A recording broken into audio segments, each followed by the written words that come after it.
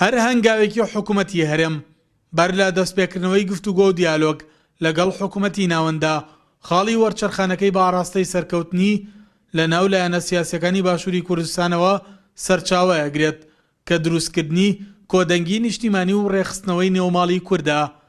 چاودێران و شارەزایانی ئابووریش بە مافی حکوومەتی هەرێمی ئەزانن هەموو مافە دەستوری و یاسایی و دارایەکانی لە حکوومەتی ناوەند وەربگرێت. کو دەڵێن لە هەموو شکستێک پندێک بەڕاستی گەل لە ڕابردوودا گویان بۆ خەڵک نەئەگرت، بۆ خەڵکە دڵسۆزەکە نەئەگرت، بۆ خەڵکی ناوخۆ و دەرەوە نەئەگرن. ئەمڕۆ پێویستە ئالێردا بوەستن و یەکریزی ناوماڵی کورد ڕاگەێنن. یعنی ئەو هەموو نەهامەتی کە هاتووە بەسەر گەلی کووردا بە تایبەتی لە باشووردا، یعنی بە تەنها لێبوردنێک، بە تەنها گوێگرتن بۆ یەکتر و ئەزانە ئایا بە دڵی هەموواندا دەکات و دوژمنەکانیشمان ناحەزەکانیشمان چیتر ناتوانن پێگیری بکەن لەسەر ناتەبایی ئێمە. ڕوودەڕووی لەگەڵ حکوومەتی ناوەندە و حکوومەتی ناوەندیش وەکۆڵی خۆی کردوتە خاوەنی قەزیەکە و خاوەنی زۆرێک لە داهات و سەرچاوەکانی هەرێمی کوردستان. من لێرە ئەوە ئەڵێم بەر لەوەی ئەمە بگەڕێنەوە ئەم پێویستان بە کۆدەنگی و یەک ریزی نیشتیمانی کوردی هەیە بۆ ئەوەی کە بتوانین بەیەکەوە ئەم قەیرانە سەختە تێپەڕێنین.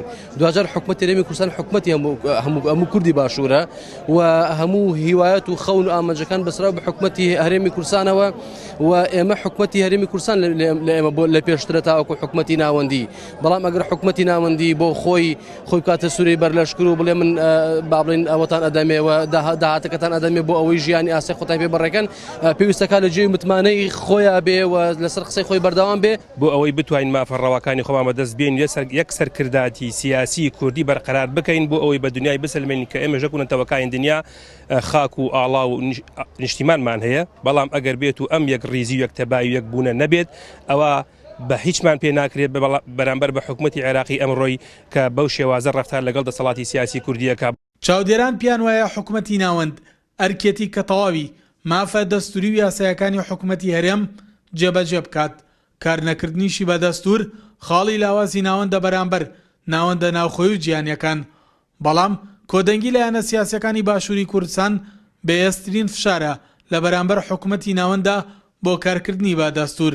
سەلاح جەمیل، کورسات نیوز، هەڵەبجە.